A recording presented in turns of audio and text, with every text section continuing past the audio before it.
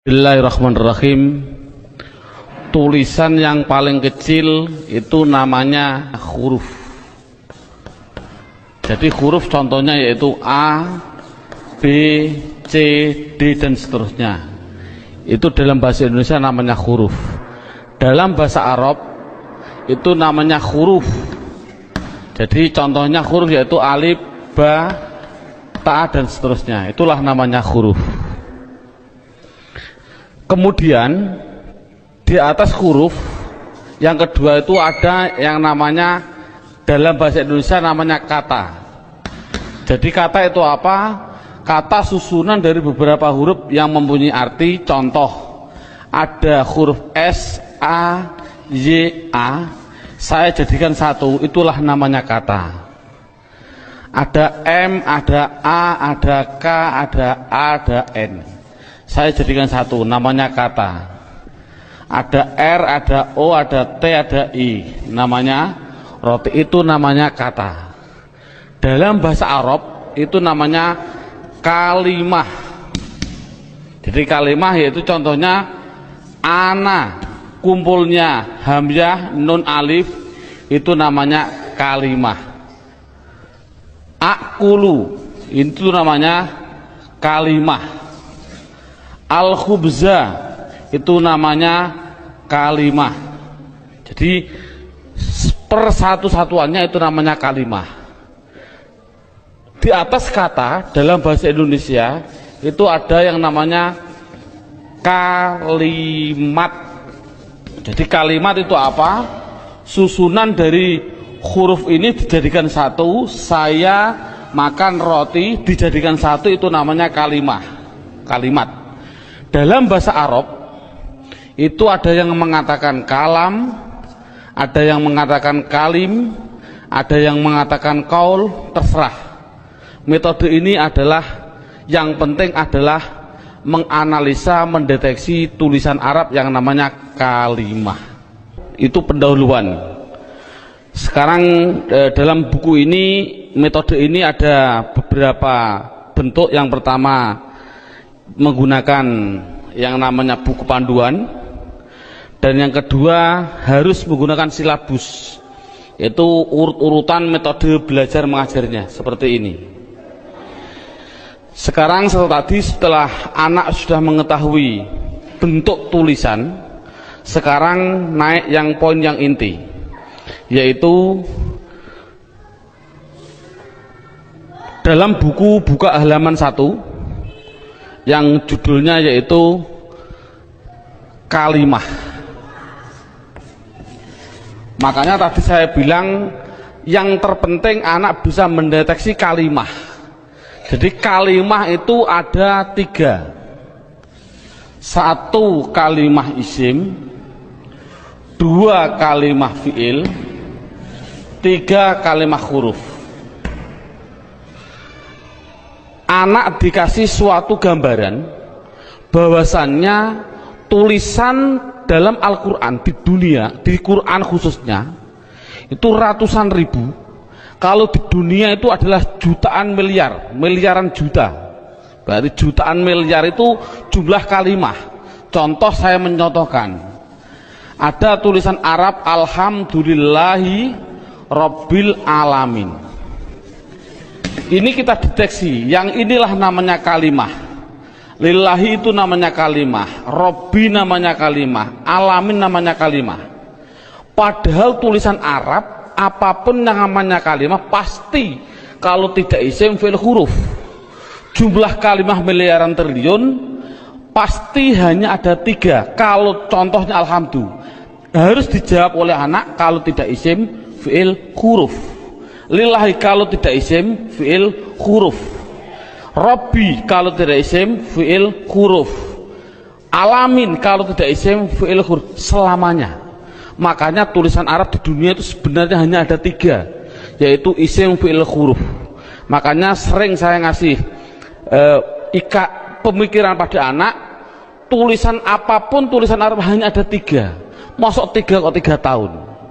Makanya menurut metode saya, insya Allah saya mengatakan kalau hanya ada 3 berarti per satunya itu 2 jam, makanya cukup 6 jam insya Allah praktek baca kitab. Amin Allahumma amin. Ini sekarang setelah anak sudah tahu jumlah kalimat ada 3, sekarang bagaimana saya mengetahui alhamdu itu isim fi'il atau huruf, lillahi itu isim fi'il atau huruf? Makanya akan saya ulas satu persatunya. Bagaimana cara mendeteksi isim itu fi'il itu huruf? Buka pada bukunya halaman 2. Dalam bukunya halaman 2 dilihat judulnya cara mengetahui isim. Jadi cara mengetahui isim itu dengan 2 cara. Satu mengetahui artinya. Kalau memang artinya itu kok menunjukkan suatu kata benda atau suatu kata sifat, pasti itu dikatakan isim. Jadi isim itu kalau tahu artinya itu menunjukkan benda atau menunjukkan suatu sifat, pasti isim. Sama dengan fi'il nanti juga sama, cara mengetahuinya fi'il dengan 2 cara sama. Satu mengetahui artinya. Kalau memang artinya menunjukkan suatu kata kerja, itu pasti fi'il. Nah di dunia ini kan hanya ada 3, pasti kalau tidak kata benda, kata sifat, kata kerja. Saya contohkan, duduk itu kerja atau apa? Jawab saja, anak dites. Contoh saya bilang duduk isim fi'il atau huruf, anak akan jawab fi'il karena artinya kerja. Saya contohkan lagi, ada tulisan Arab mim sin jim dal, ini tulisan Arab. Kalau tulisan Arab harus dijawab lafal mim sin jim dal ini isim fi'il atau huruf. Anak pasti akan menjawab isim. Tahu kok isim? Karena artinya menunjukkan suatu benda. Ini berarti kan sudah bisa anak. Saya contohkan lagi. Saya bilang ada tulisan Arab, coba anak-anak lafal Arab ini jawab dengan 3 kategori, isim fi'il atau huruf. Ini saya contohkan, mim dal ro sinta, artinya madrusah. Harus dijawab isim fi'il atau huruf. Anak pasti akan menjawab itu isim. Tahu kok isim? Karena artinya benda. Oh 100. Jadi kalau ada apapun artinya benda atau sifat, contohnya Allahu Akbar, saya menerjemah Akbar itu artinya agung atau mulia. Ini agung itu kan suatu sifat, otomatis Akbar ini harus dijawab. Akbar itu isim fi'il atau huruf? Anak akan jawab Akbar pasti isim. Tahu kok isim? Karena artinya itu suatu sifat. Jadi kesimpulannya adalah anak bisa mendeteksi, pertama mendeteksi isim fi'il huruf dari artinya. Kalau memang artinya benda atau sifat berarti isim, kalau artinya kerja berarti kalimah fi'il. Pertanyaan selanjutnya, Pak, tulisan Arab katanya miliaran triliun, di Al-Quran ada 700-an ribu. Bagaimana saya mengetahui itu isim, itu fi'il, itu huruf, padahal saya tidak tahu artinya? Oh, kalau tidak tahu artinya, lihat buku panduannya, yaitu lihat halaman 3. Dalam buku halaman 3 judulnya adalah mengetahui tanda-tanda kalimah isim. 1, kalau tidak tahu artinya, 1 harus mengetahui tanda-tandanya. Tanda-tandanya isim. Yang dimaksud tanda-tandanya adalah tanda-tandanya isim. Apa tanda-tandanya isim? Buku halaman 3, 1 yaitu dimasuki tanwin. Tanwin itu berarti baik tanwin dhammah, tanwin fathah, tanwin kasroh. Saya contohkan, hasibun, isim fi'il atau huruf? Isim. Tahu kok isim? Karena ada tanwin. Untuk anak kecil mungkin kelas 6, kelas 5 diniyah, tanwin itu pasti di belakang. Tulis saja disuruh di belakang. Bukunya tambah situ silahkan. Yang penting tanwin pasti di belakang. Baik tanwin domah, tanwin kasroh, tanwin fathah. Saya contohkan hasibun. Ini tulisan Arab, harus dijawab. Isim, fi'il atau huruf. Artinya apa? Saya nggak tahu. Kalau tidak tahu ini harus dijawab. Isim. Mengapa ke isim? Karena ada tanwinnya. Saya menulis lagi. Bin. Isim, fi'il atau huruf? Isim. Tahu kok isim? Karena ada tanwinnya. Berarti anak sudah bisa mendeteksi, yaitu tanda-tanda yang pertama kalimah isim, yaitu dimasuki tanwin. Sekarang yang nomor 2, tanda-tanda isim yang nomor 2 itu kalau ada tulisan Arab depannya dikasih al, makanya dalam bukunya hanya dimasuki al, garis miring di depan.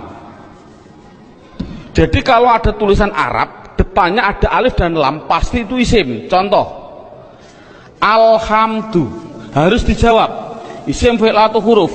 Jawabnya adalah isim. Tahu kok isim? Karena dimasuki al. Ar-Rahim, isim, fi'il atau huruf? Isim. Tahu kok isim? Karena ada al. Dan seterusnya. Sekarang yang ketiga, tanda-tanda isim yang ketiga yaitu dimasuki yang namanya huruf jar. Huruf jar itu apa sih? Huruf jar itu adalah tertentu, lafalnya tertentu, yaitu ada tulisan itu berupa apa? Min, ila, an, ala, dan seterusnya. Di dalam buku sudah ada. Min artinya dari, ila artinya ke, an artinya dari, ala artinya di atas, dan seterusnya. Jadi kalau ada tulisan Arab dimasuki min, yang mana huruf jar itu pasti tempatnya di depan suatu kalimah, mesti itu adalah kalimah isim. Contoh, saya mencontohkan ada tulisan Arab, zahaba zaitun ila suq. Zahaba zaitun ila suq. Anak saya tes satu persatu dulu. Zaitun, isim, fi'il atau huruf? Isim. Tahu kok isim? Karena ada tanwinnya. Suq, isim, fi'il atau huruf? Isim. Tahu kok isim? Karena dimasuki huruf jar yang namanya ila. Artinya apa saya suq? Tidak tahu, tidak penting. Ini kan tidak penting. Yang penting itu bisa mendeteksi itu pasti kalimah isim. Contohnya lagi, ada contoh yang namanya ada roja'a. Saya contohkan, roja'a kembali. Siapa yang kembali? Bakrun, siapa bakar? Kembali min dukan, min dukan. Bakrun isim, fi'il atau huruf? Jawabnya isim. Tahu kok isim? Karena ada tanwin. Min dukan, dukan itu isim, fi'il atau huruf? Isim. Tahu kok isim? Karena dimasuki huruf jar min. Artinya apa? Tidak penting. Jadi makanya itu adalah tanda-tanda kalimah isim. Yang ketiga, yang keempat, tanda-tanda isim yang keempat di situ saya tulis. Ya, saya hapus dulu. Tanda-tanda isim yang keempat yaitu dimasuki namanya huruf qasam. Qasam itu artinya sumpah. Qasam artinya sumpah. Di sini huruf qasam hanya ada 3, wawu, ba, ta. Untuk anak pemula jangan dicontohkan selain lafal Allah, jangan. Untuk pemula jangan. Contoh, wal asri. Asri ini adalah isim. Tahu kok isim? Karena ada wawu qasam. Tidak perlu sebenarnya. Yang penting itu adalah wawu qasam nanti. Contohkan saja wallahi. Berarti Allah itu isim karena apa? Dimasuki wawu ini. Itu aja masih bingung untuk anak didik. Jadi kesimpulannya kosam tidak begitu penting. Yang penting yang terakhir ini. Tanda-tanda isim yang terakhir yang kelima, yaitu dimasuki yang namanya mamimu. Contohkan, nih contoh mamimu di sini dalam buku panduan. Di situ lihat halaman 65. Halaman 65 dalam bukunya dibuka. Contohnya halaman 65 yaitu fa'ala yaf'ulu fa'lan wa maf'alan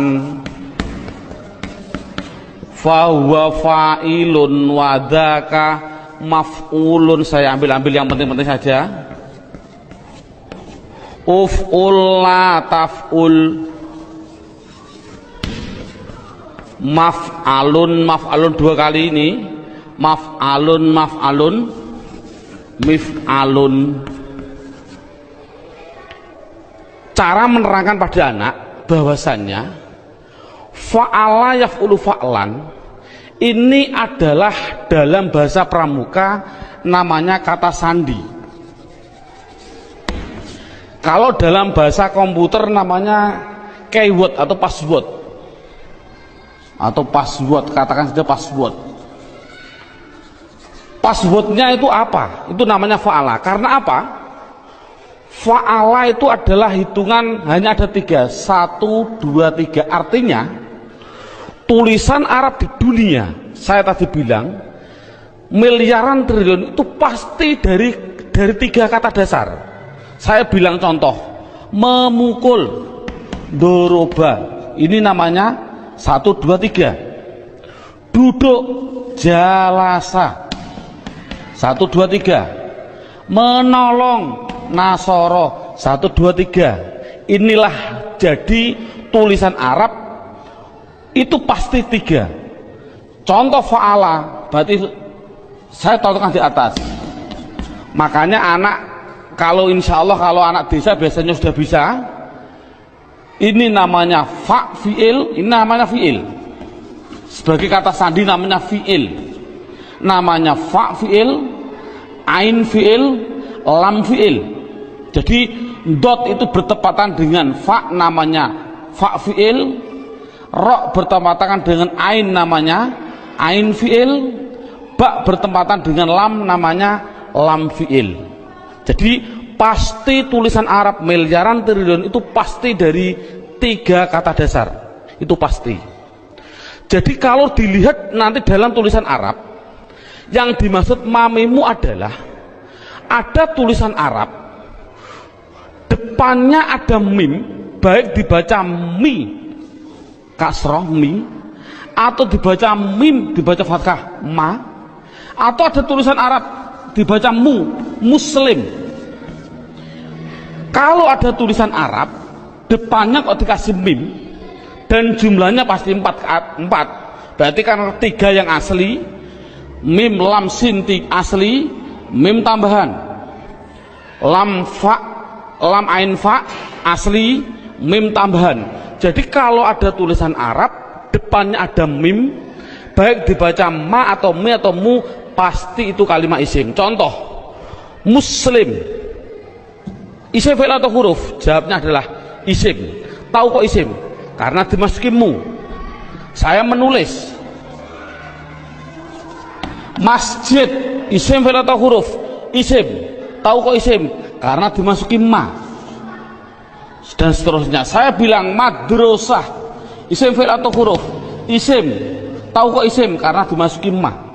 Jadi tulisan Arab kalau ada mim dibaca baik fathah, kasroh, dumah, itu pasti kalimat isim. Sekarang saya tambah sedikit suatu pengenalan. Kalau ada tulisan Arab,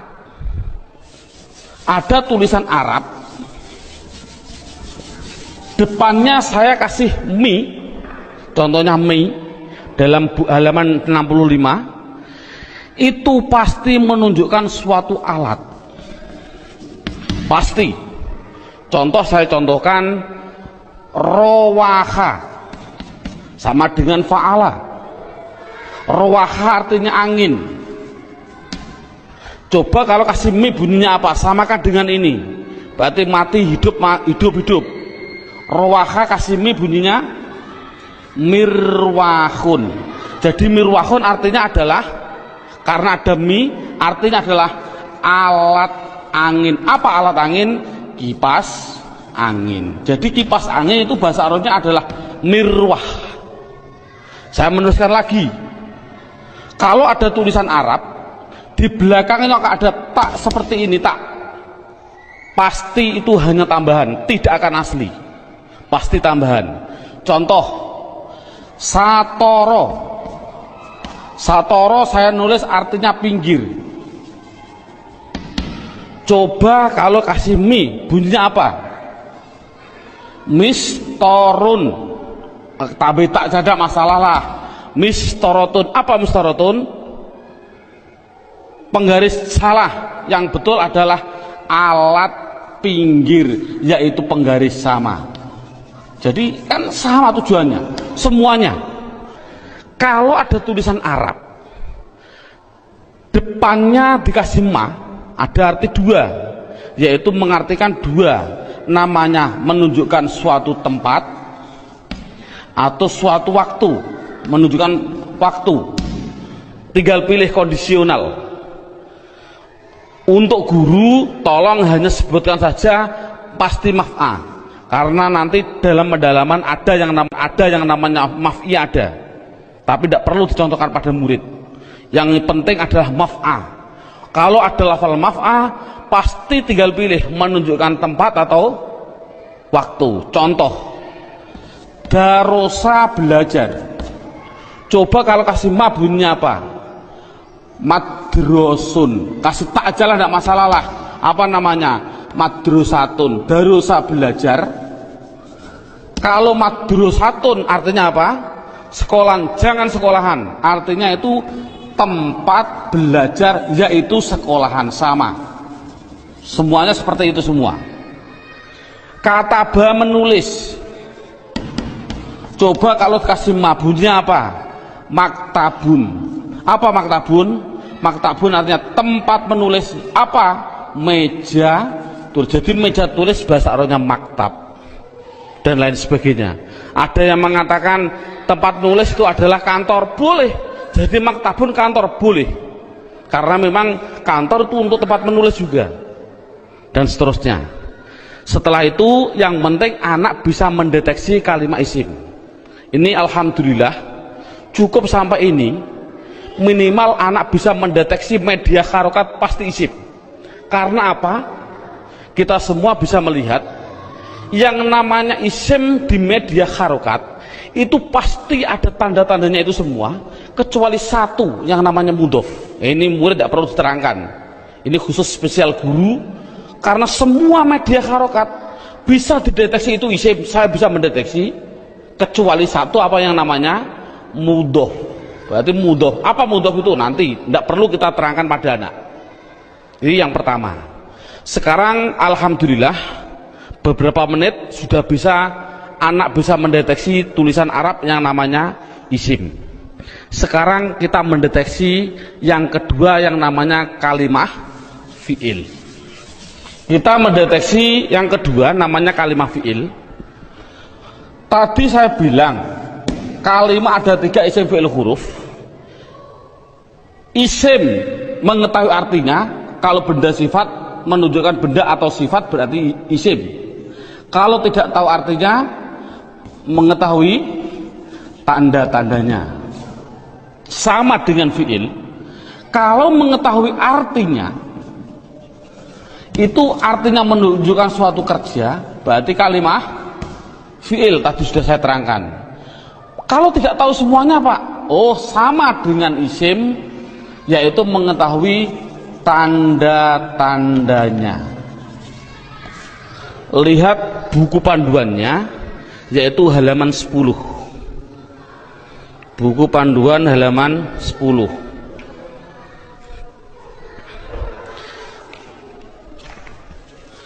Tanda-tanda kalimat isim. Satu, dimasuki kot. Di situ saya satu dimasuki kot. Dimasuki kot. Saya menulis, saya biar anak, karena anak kecil mungkin biar jelas, saya suruh di depan. Tempatnya itu di depan. Jadi kalau ada tulisan Arab, kok ada depannya ada lafal kot, pasti setelahnya itu fiil. Contoh, saya mencontohkan. Allahu Akbar, Allahu Akbar. Qad qomatis shalah, qad qomatis shalah. Ini adalah lafal kot. Koma itu mau tidak mau harus saya jawab itu kalimat fiil. Tahu kok fiil? Karena dia dimasuki kot. Ini kan paling mudah. Jadi kalau ada dimasuki kot itu namanya kalimat fiil. Apa artinya koma? Tidak penting. Yang penting tahu itu adalah fiil. Tanda-tanda yang kedua yaitu dimasuki yang namanya sin. Tolong lafal sin tidak usah diterangkan. Karena apa kok menerangkan? Wong saya menerangkan fi'il saja belum tahu, saya contohkan. Lafal sayakulus sufa. Yakulu itu adalah fi'il karena apa? Dimasuki sin, tidak akan mungkin paham mana. Makanya sin adalah ditinggal dulu. Karena dia belum bisa mendeteksi semuanya. Jadi sin saya tinggal. Tanda-tanda fi'il yang ketiga yaitu dimasuki yang namanya saufa. Dimasuki yang namanya saufa. Tulis saja sama, sin ya di depan, saufa ya di depan sama.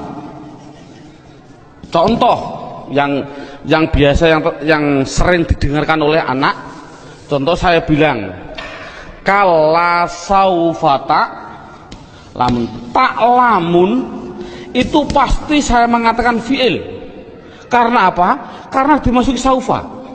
Artinya apa? Tidak penting. Karena sudah tahu itu artinya saufa. Saufa itu masuk pada kalimat tadi mesti kalimat fi'il. Ini paling mudah. Yang terakhir tanda-tanda fi'il yaitu dimasuki yang namanya taknis. Saya suruh menambahi pada anak. Taknis itu saya bilang, saya tulis di belakang, tempatnya itu di belakang, dan berupa tak seperti ini yang mati. Orang Jawa bilang tak perahu lah. Jadi tak perahu. Nek ono tak perahu seperti itu pasti itu namanya kalimah fi'il. Contohnya ini.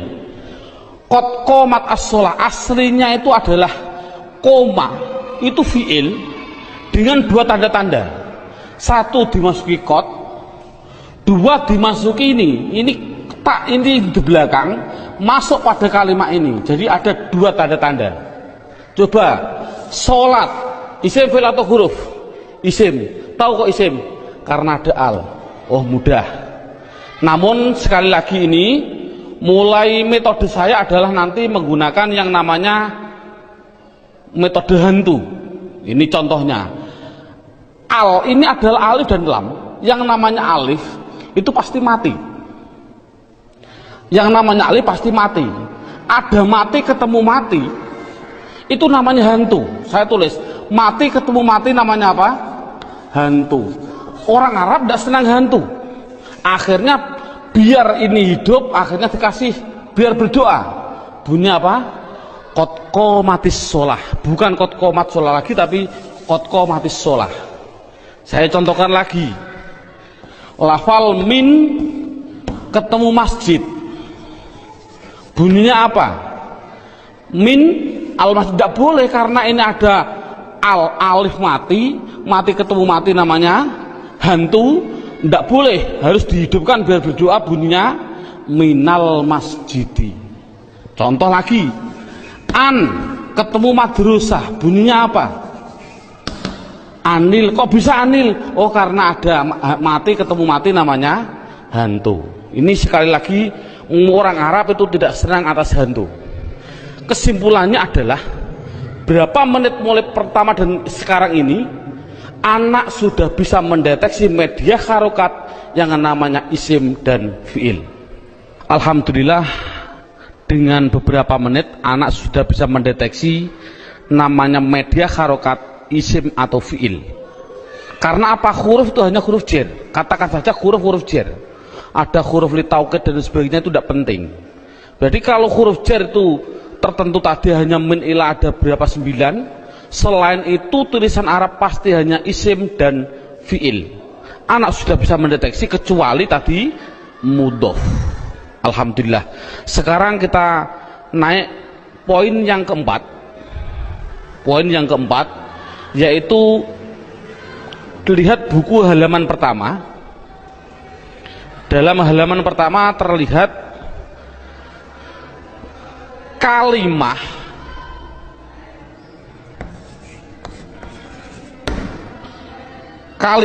isim, fiil,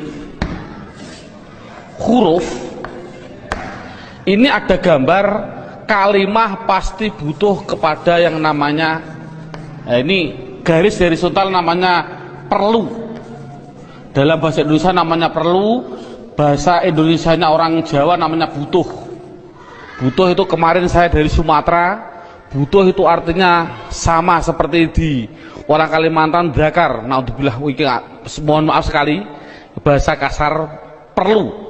Berarti kalimah itu pasti memerlukan yang namanya i'rab. Halaman pertama dilihat, i'rab itu ada 4. 1 namanya i'rab rofa, 2 namanya i'rab nasab, 3 namanya i'rab jar, yang keempat yaitu namanya i'rab jazm. Jadi kalimah itu pasti memerlukan yang namanya i'rab. Padahal i'rab ada 4, rofa, nasab, jar, jazm.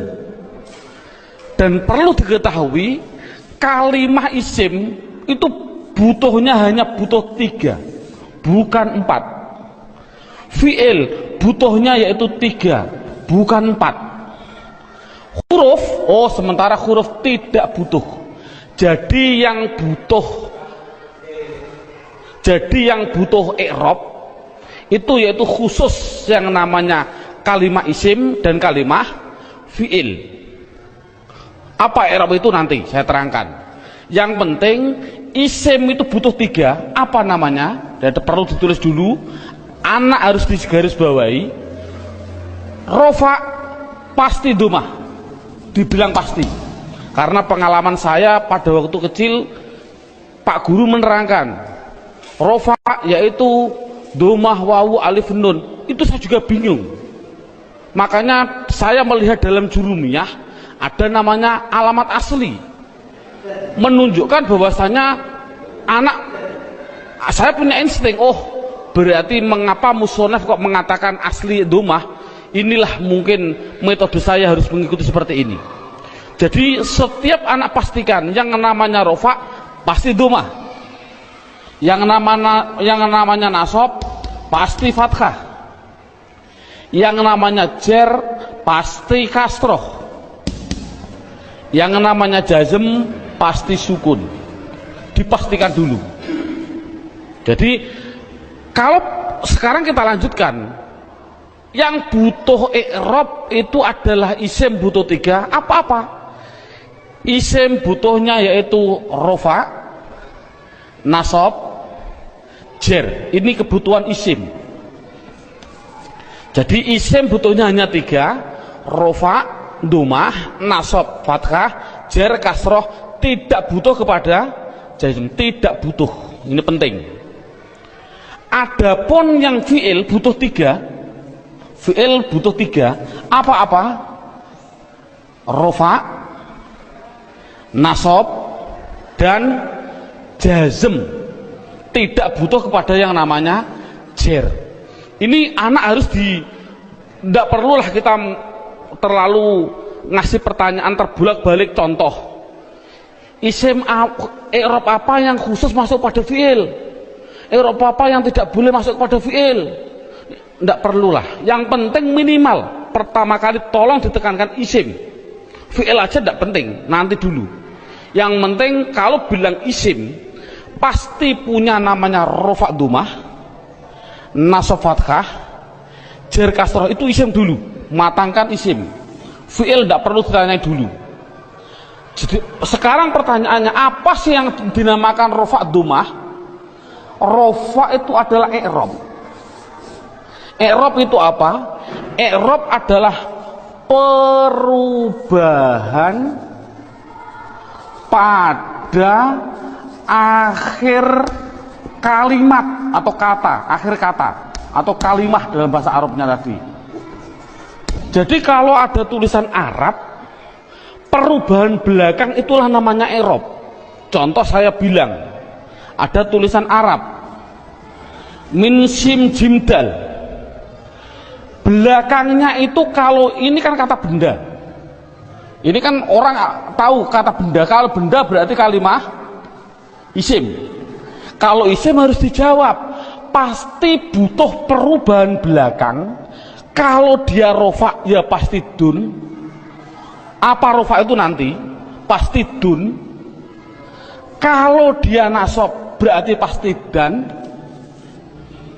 Kalau dia jer berarti din. Makanya saya tadi bilang, yang namanya i'rab, khususnya ini, i'rab itu sama dengan nahwu. Contohnya lafal ini, dun dan din, inilah belakang, ini namanya nahwu. Adapun depan ada tulisan mim sim jim dal, bacanya apa? Masjid. Mengapa kok dibaca masjid? Mbok dibaca misjid saja. Inilah perubahan depan, itu namanya sorof. Jadi nahwu sama sorof itu harus gandeng. Mengapa terjadi sekarang ini guru nahwu, guru sorof sudah berlainan, itu sudah jauh, akan bertemu juga sulit, karena satu kalimat membutuhkan dua hal, yang namanya nahwu dan sorof. Jadi perubahan depan itu namanya sorof, perubahan belakang adalah nahwu. Jadi kesimpulannya lagi, ada kesimpulan ini, tolong nanti anak-anak harus dipahami. Yang namanya isim, yang namanya, saya ini kesimpulan, isim pasti butuh dua hal belakangnya. Kalau ada al, kalau tidak ada al ya ditanwin. Itu prinsip. Jadi kalau ada tulisan Arab kok dia menunjukkan suatu isim, itu harus kasih tanwin kalau tidak ada alnya. Kalau ada alnya jangan ditanwin. Contoh, masjid ini kan tidak ada alnya, makanya saya balang dun dan din. Coba kalau saya kasih al masjid, coba rofanya bunyinya bagaimana? Al masjidu, jangan ditanwin karena ada al. Nasabnya bunyinya bagaimana? Al masjidah. Jernya bunyinya bagaimana? Al masjidi. Ini contoh. Dalam buku panduan saya, anak harus dites dengan contoh dua, yaitu dengan lafal basmalah dan takbir. Saya contohkan. Kita kasih contoh yang biasa dibaca oleh anak.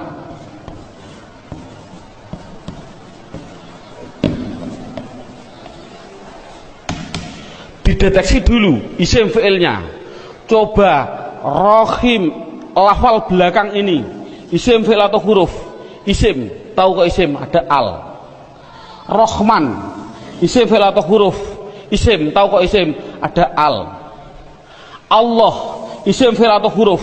Isim, tahu kok isim? Ada al. Silahkan. Ini ada khilafiyah ulama. Ada yang mengatakan jangan bilang al. Ini adalah ismudzat, tidak boleh dirubah-rubah. Tapi ada ulama yang mengatakan memang al. Dari lafal aliha dikasih al. Jadinya alifnya dikasih panjang, Allah. Nggak, untuk anak kecil biarlah itu bilang isim karena ada al, silahkan. Ismi ini isim. Tahu kok isim karena ada huruf jar ba. Ini memang sulit. Anak pemula memang sulit, tidak begitu penting. Yang penting dikasih tahu ismi isim karena ada huruf jar masuk.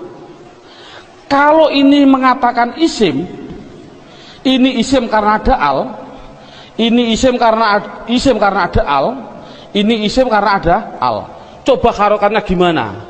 Bismi, loh, saya baca kasroh, berarti dia menunjukkan rufa nasab atau jer? Jer, karena kasroh. Oh 100. Bismillahi, saya kasri hi, berarti di kasroh. Isim ada kasroh. Oh masuk karena dia jer berarti.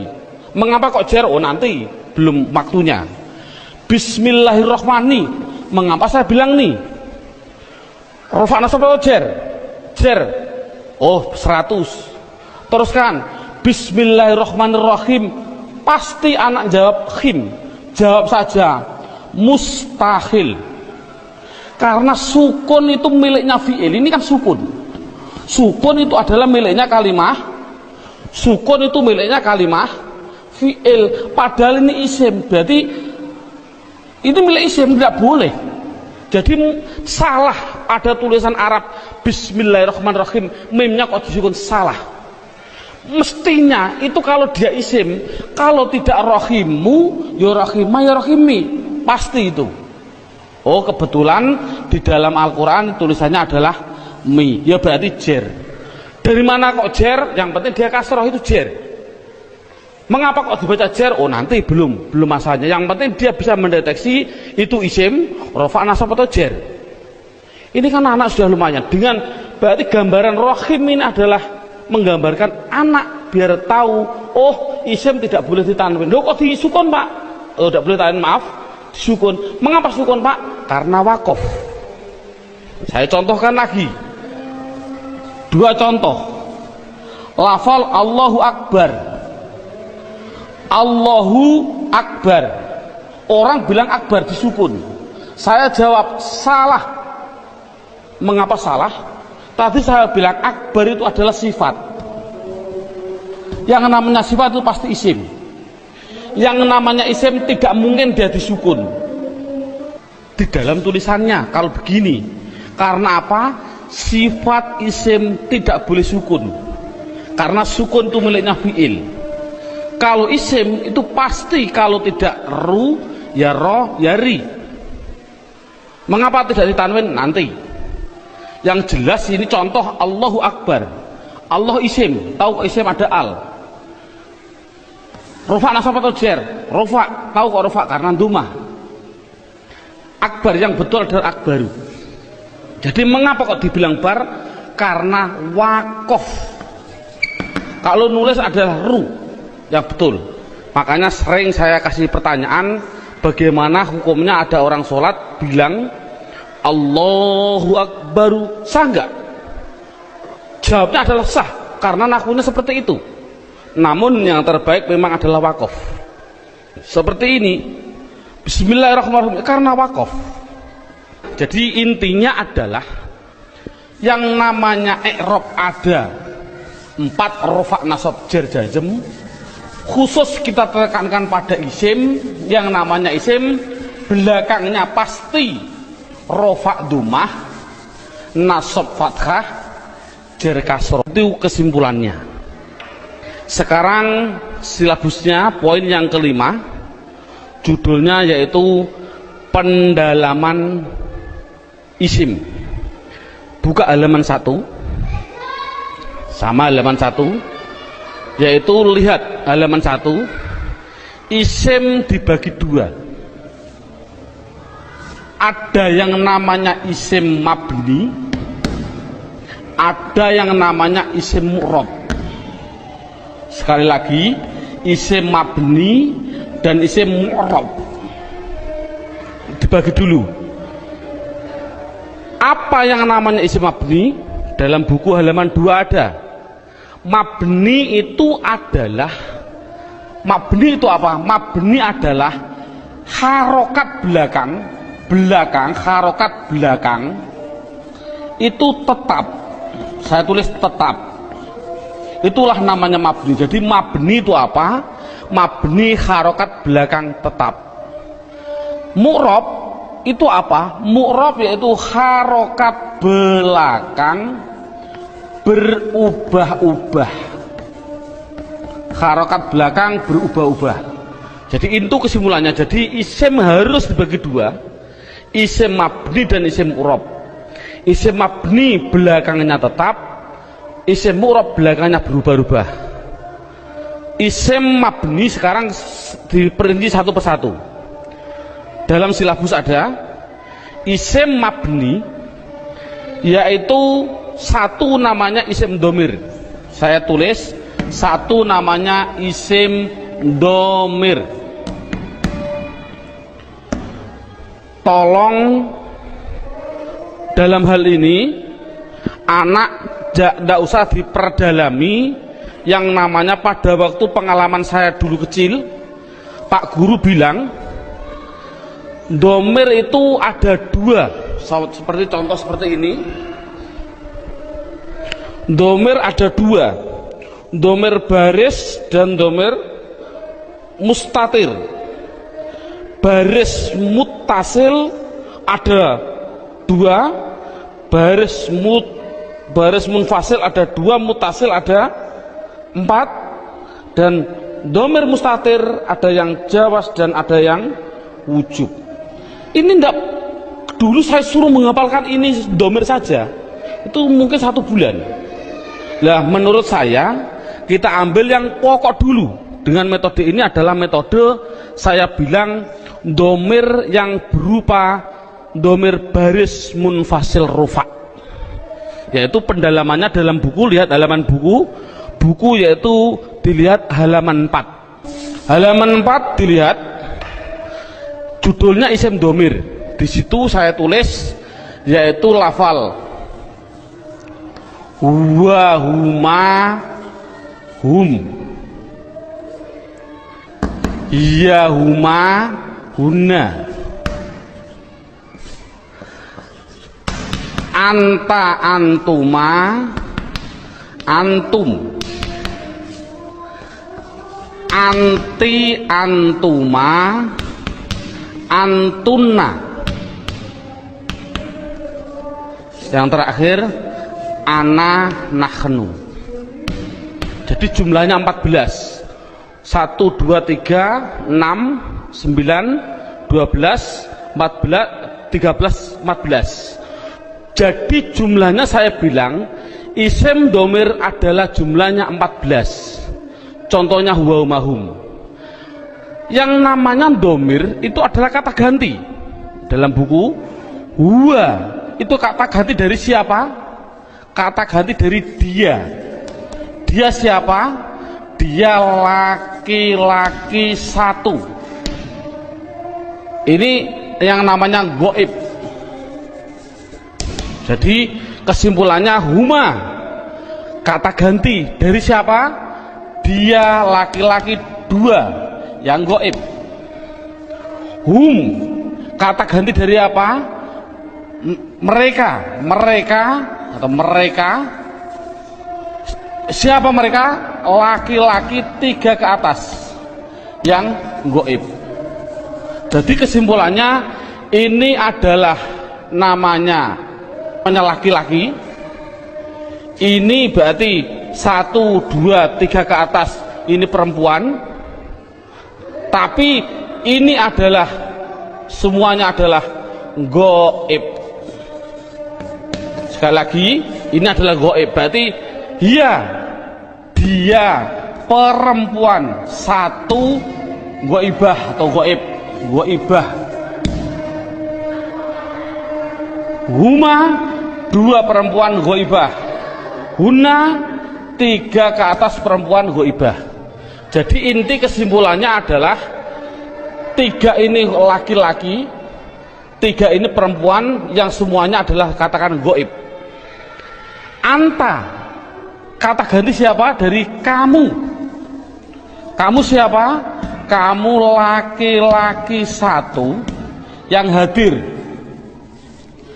Saya simpulkan intinya ini adalah laki-laki yang anti antum antuna saya simpulkan perempuan, namun dua-duanya ini namanya hadir. Namanya hadir. Ana artinya saya, nahnu artinya kita.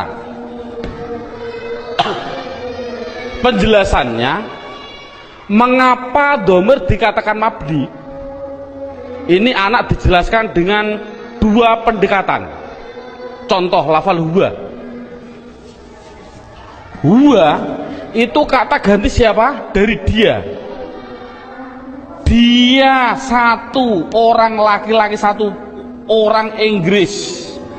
Kata gantinya juga dia. Tetap inilah akhirnya wa. Selamanya akhirnya dibaca wa. Makanya dikatakan mabni adalah belakangnya tetap, yaitu tetap dibaca fathah. Dia orang Amerika, ya sama tetap wa. Orang Indonesia, ya tetap wa. Jangan mentang-mentang orang Indonesianya orang pendek-pendek terus dibilang wi. Kalau orang Arab orangnya tinggi-tinggi wu, ndak boleh. Kesimpulannya adalah selamanya pasti akhirnya tetap berupa yang namanya wa. Itu pendekatan secara logika. Pendekatan secara nahwiyah walaupun salah, karena walaupun salah, contoh huwa dia dibaca rofa ya tetap huwa. Dia karena isim kan dibaca nasab ya tetap huwa. Dibaca jar ya tetap huwa. Sekali lagi untuk seorang guru, cara menerangkan seperti ini walaupun salah. Kan tidak mungkin huwa itu adalah dhamir rofa, kok bisa nasab?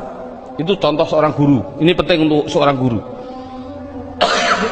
Ngomong ini permasalahannya, pengalaman saya keliling, pertanyaan saya itu rata-rata di dalam hal ghaib dan hadir. Saya bilang, apa sih artinya ghaib dan apa sih artinya hadir? Rata-rata orang mikir ghaib adalah tidak ada orangnya, hadir adalah ada orangnya, padahal salah. Pengertian ghaib adalah tidak diajak bicara, walaupun ada di sampingnya. Samping saya ada namanya Zaid. Ada orang tanya, Pak Zaid mau ke Semarang kok, bilang pada saya, padahal di samping saya ada Zaid. Ini namanya hadir atau ghaib? Ghaib, karena orangnya bicara sama saya, bukan pada Zaid. Jadi kata gantinya pada Zaid adalah wa. Ini menunjukkan artinya ghaib, yaitu jangan diartikan tidak ada orangnya, diartikan apa? Tidak diajak bicara. Kalau hadir ya berarti diajak bicara. Itu kesimpulannya adalah mabni harokat belakangnya tetap selamanya. Contoh mereka selamanya mesti hum, disukun selamanya. Jadi saya tulis di situ pertama isim domir mabni jumlahnya adalah 14. Buka seterusnya bukunya halaman 5. Yang kedua, mabni yang kedua yaitu yang namanya di situ saya tulis isim isyarah. Isim isyarah tidak perlu kita terlalu banyak mencontohkan. Isim isyarah itu kita contohkan hanya yang mudah-mudah saja. Contoh isim isyarah ada 3. Ada yang namanya qorib, ada yang namanya wasit, ada yang namanya ba'id. Qorib artinya dekat, wasit artinya sedang, ba'id artinya jauh. Contoh, orang bilang isyarat menunjukkan qorib iki, orang Jawa bilang iki. Kalau sedang iku, kalau jauh kai, itu orang Jawa bilang. Tapi kalau orang Sunda iya Eta itu ya salah, itu milik orang Indonesia, bukan orang Sunda sebenarnya. Tapi orang Sunda tidak punya jauh, sama dengan kita. Ini tidak, masalahnya adalah contoh qorib. Kalau laki-laki hadza, kalau perempuan hadhihi, dengan dua contoh saja ini. Contoh lafal hadza. Siapa ini selamanya dibaca dza, akhirnya dza. Walaupun yang ditanyakan seorang kiai, seorang gubernur, seorang presiden, tetap siapa ini, man hadza, selamanya dibaca dza belakangnya. Jangan berupa dzi atau du. Makanya itulah namanya mabni. Saya tidak usah menerangkan wasit, bait sudah ada. Yang jelas contohnya yaitu dalam buku panduannya sudah saya tunjukkan, yaitu isim isyarah ada 3, hadza hadhihi. Kalau sedang yaitu lafal dzaka dan dalika, dzaka dan dalika, dzaka dan tilka. Saya contohkan dzaka dan tilka. Kalau jauh saya contohkan hanya 2, dalika dan ulaika. Jadi jumlahnya yaitu ada berapa? Dalika, ulaika. Jumlahnya berapa? 1, 2, 3, 4, 5, 6. Saya katakan isim isyarah jumlahnya adalah hanya 6. Walaupun nanti pendalamannya banyak. Seorang guru tolong hanya seperti itu dulu. Terusnya mabni yang ketiga yaitu yang namanya isim mausul. Buka dalam bukunya halaman yang ke isim mausul, kata sambung. Datanglah Zaid, yang mana jaa Zaidun alladzi. Ini isim mausul itu hanya tertentu, lafalnya tertentu. Sudah dalam bukunya ada, yaitu lafal alladzi, alladzina, alladzi, alladani, alladina. Contoh saya tidak usah nulis, mohon dilihat contoh ini. Isim mausul tertentu, alladzi, alladani, alladina, allati, allatani, allati. Cukup sebutkan hanya 6 saja, yaitu biar anak hanya tahu isim mausul jumlahnya hanya ada 6. Mabni yang keempat.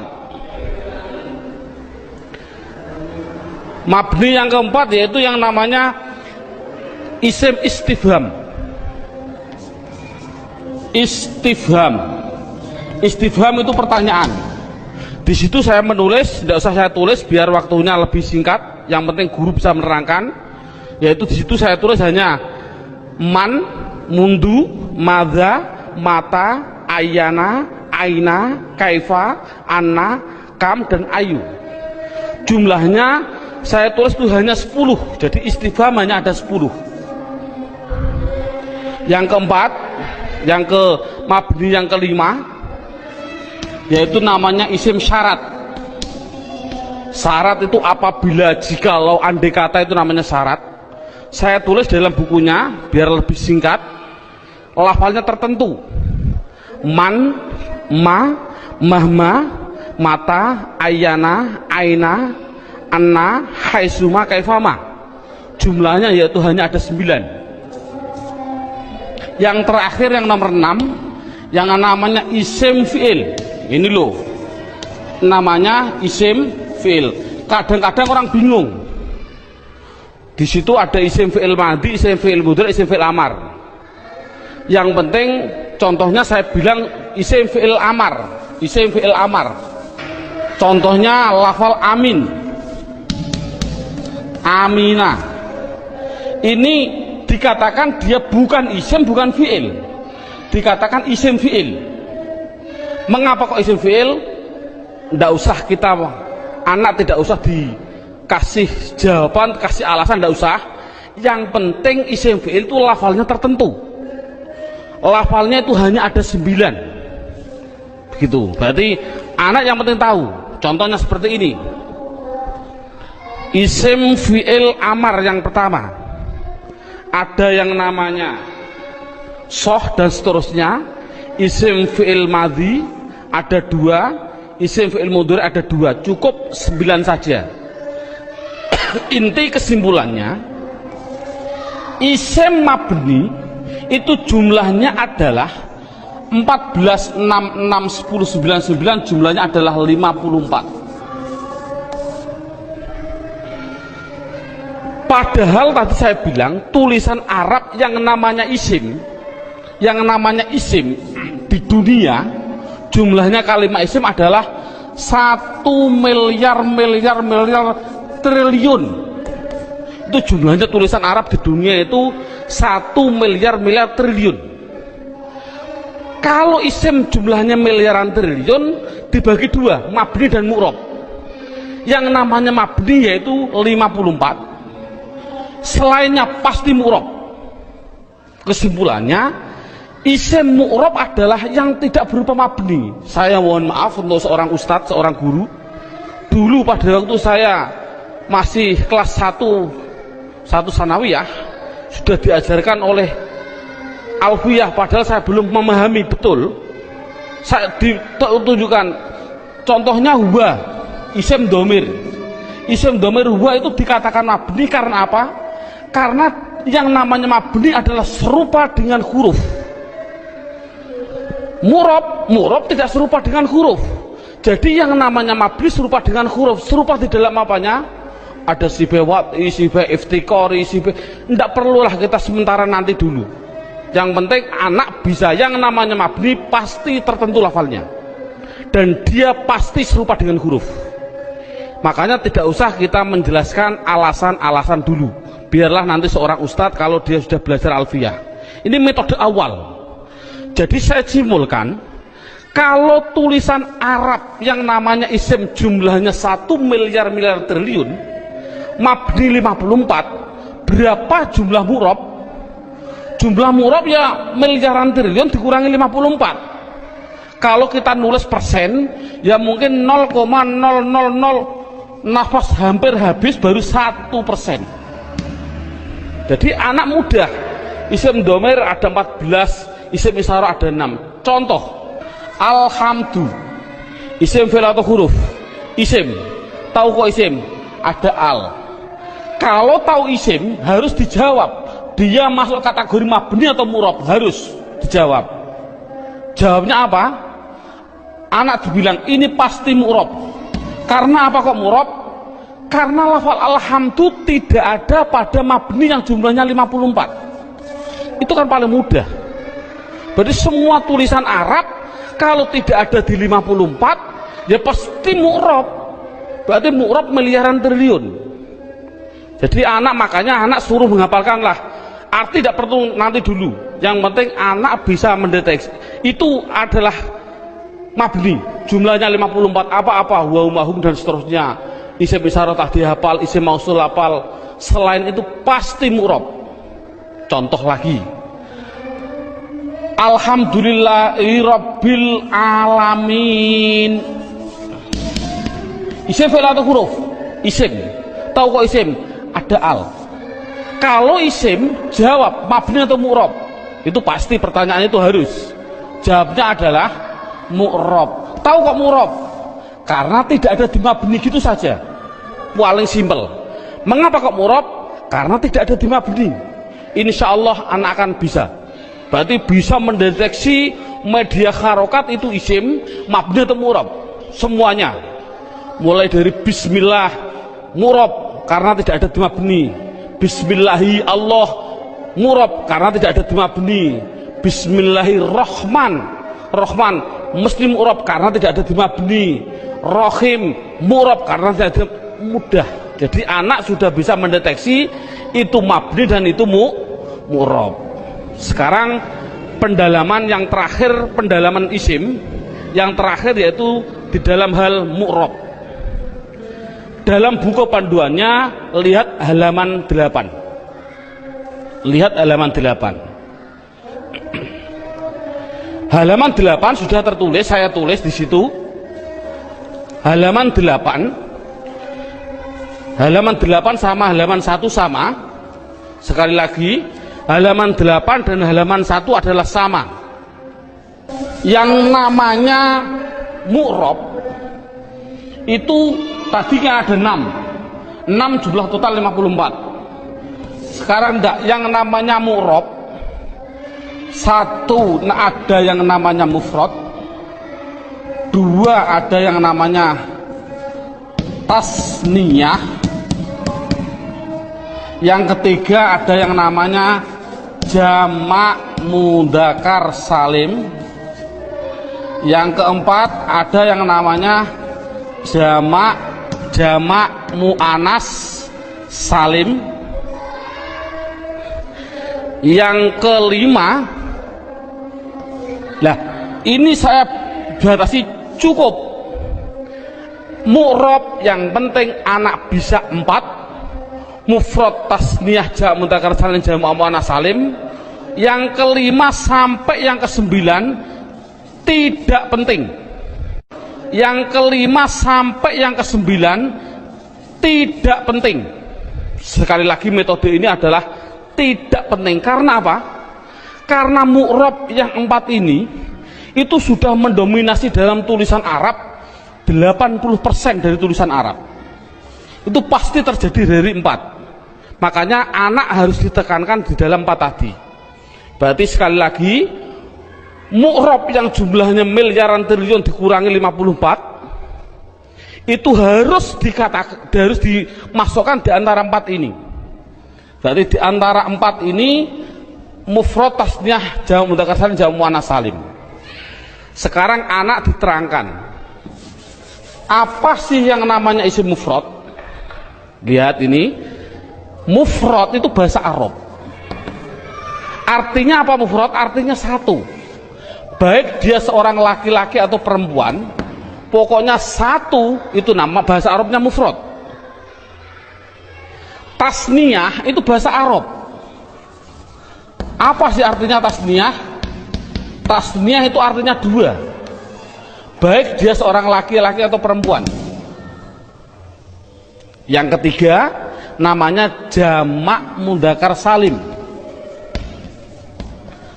Jamak itu artinya banyak itu artinya 3 ke atas, 3 plus.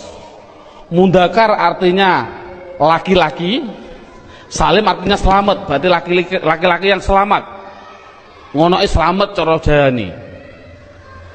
Yang keempat, jamak muannas salim. Jamak artinya 3 ke atas, muannas artinya perempuan, salim selamat. Jadi sementara anak dites dengan bahasa Jawa atau bahasa Indonesia, disuruh mengarabkan.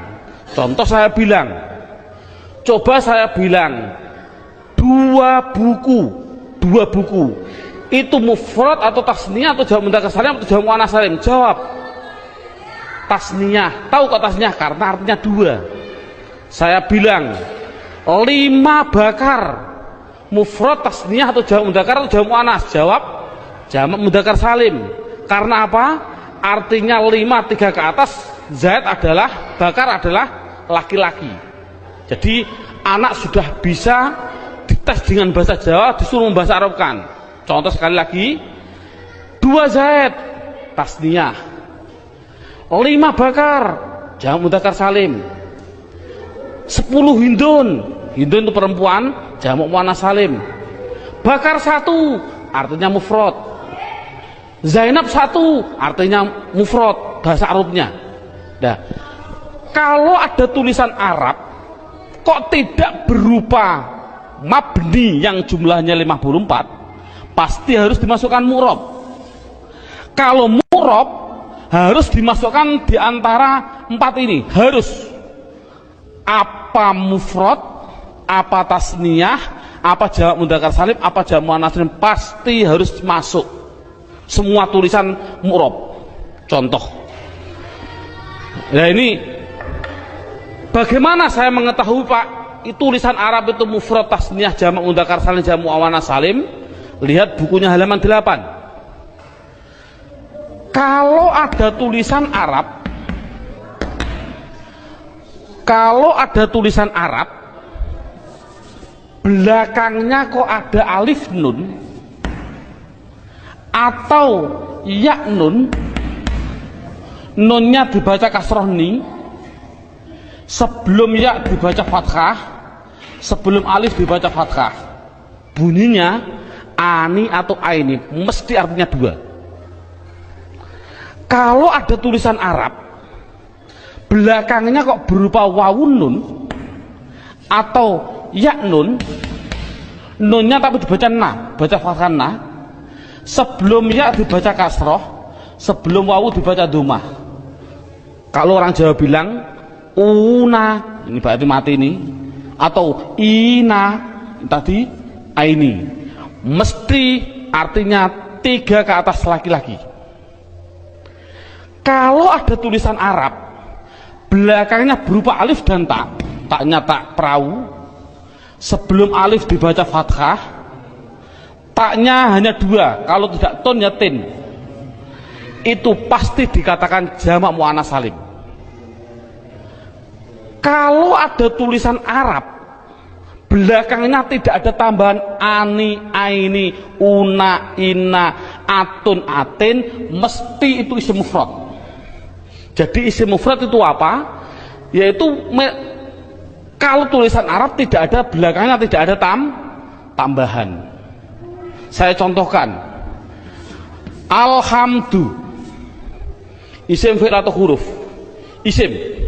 Tahu kok isim? Karena ada al. Pertanyaan selanjutnya, mabni atau mu'rab? Mu'rab. Tahu kok mu'rab? Karena tidak ada di mabni. Kalau mu'rab harus dimasukkan di antara empat ini, wajib. Empat ini harus dimasukkan. Berupa apa? Mufrad. Tahu kok mufrad? Karena belakangnya tidak ada tanda-tandanya. Ani, aini. Ini kan dal. Dal ini kan tidak ada tambahannya. Oh, jadi alhamdu adalah isim mufrad. Contoh lagi. Bismillah, alhamdulillahirabbil alamin. Alamin. Pertanyaan, isim fi'il atau huruf?